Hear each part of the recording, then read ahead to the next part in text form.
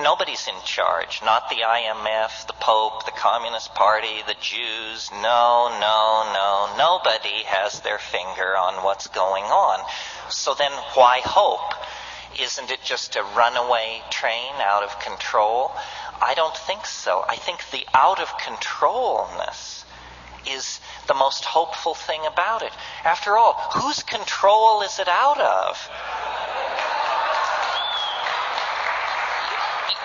You and I never controlled it in the first place. Why are we anxious about the fact that it's out of control? I think if it's out of control, then our side is winning. To me, the most confounding datum of the psychedelic experience is this thing which I call the eschaton. And I want to talk about it a little bit this evening because I think it is the hardest thing for people to grasp about my particular rap. And, sometimes I've talked to many of you about psychedelic plants, shamanism, techniques, chemistry, approaches, so forth and so on. I'm approaching this evening as a graduate seminar. I figure everybody has their little mojo kit and their particular way of approaching these things. And then the question is, what kind of conclusions can we draw? And the conclusion I draw is, and this is sort of pulling together what I said before, we are central to the human drama and to the drama of nature and process on this planet. The opposition, which is science, first let me say this. Every model of the universe has a hard swallow. What I mean by a hard swallow is a place where the argument cannot hide the fact that there's something slightly fishy about it. The hard swallow built into science is this business about the Big Bang. Now let's give this a little attention here. This is the notion that the universe, for no reason, sprang from nothing in a single instant.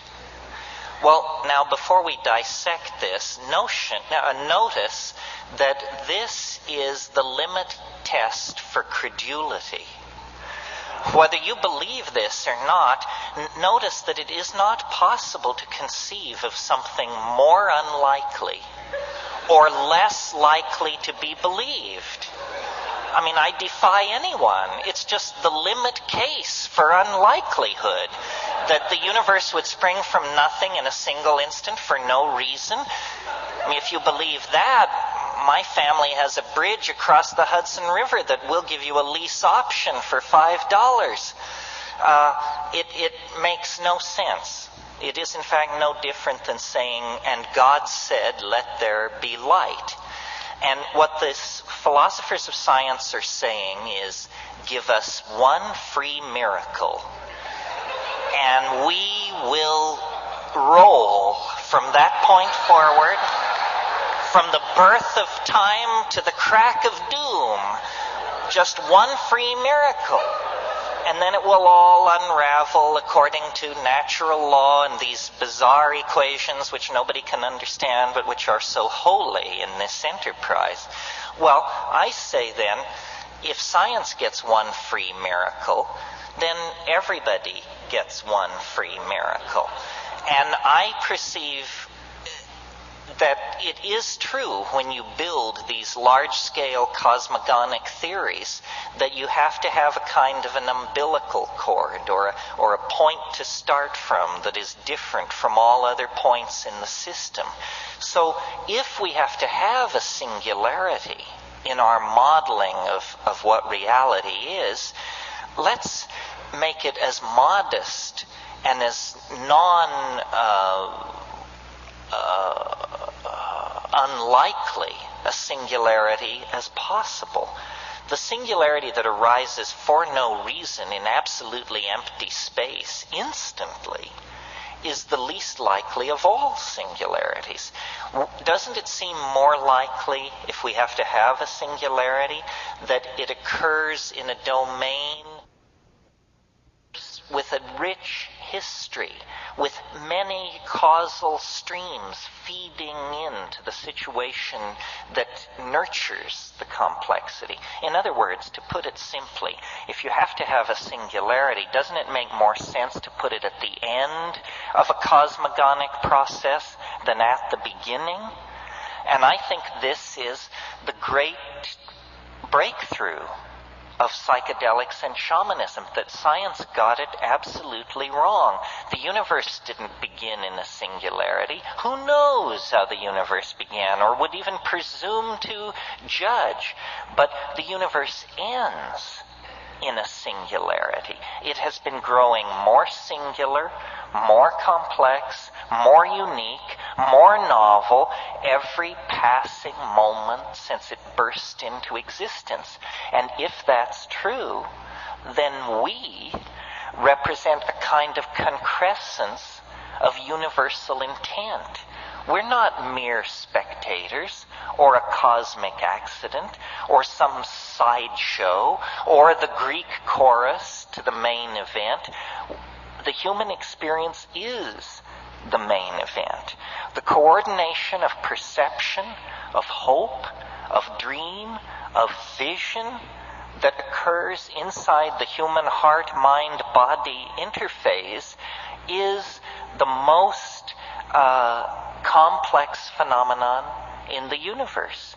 Now, even the physicalists will agree that the human neocortex represents the most densely ramified matter known to exist in the biological world.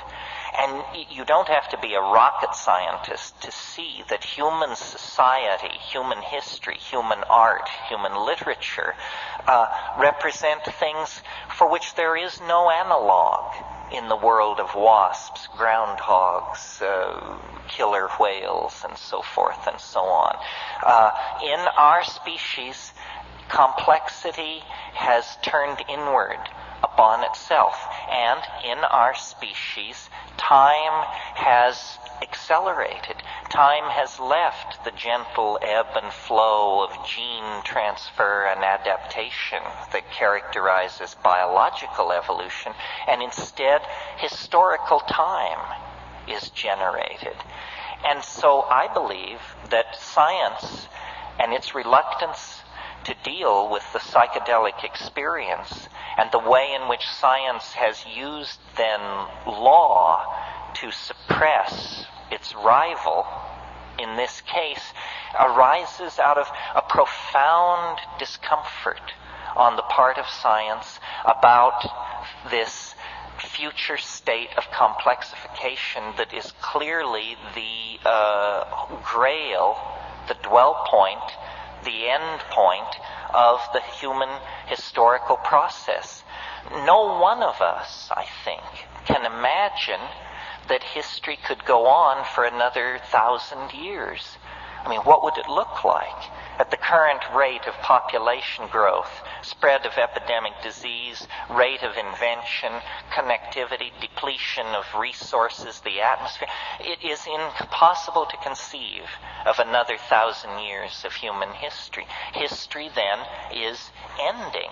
History is a kind of gestation process. It's a kind of metamorphosis. It's an episode in the life of a species. If you think of the simple example of metamorphosis, that of caterpillar to butterfly, we all know that there is this intermediate resting stage where the caterpillar is, for all practical purposes, enzymatically dissolved and then reconstituted as an entirely different kind of organism, with different physical structures, different eyes, different legs, a different way of breathing, with wings where no wings were before, with a different kind of feeding apparatus. This is what's happening to us. History is a process of metamorphosis. It's a pupation stage. It begins with naked monkeys, and it ends with a human-machine, planet-girdling interface capable of releasing the energies that light the stars. And it lasts about 15 or 20,000 years, and during that period, the entire process hangs in the balance. It's a period of high risk. It's like what a butterfly is doing in a cocoon, or what is happening to a child in the womb. It's a gestation process where one form of life is being changed into another.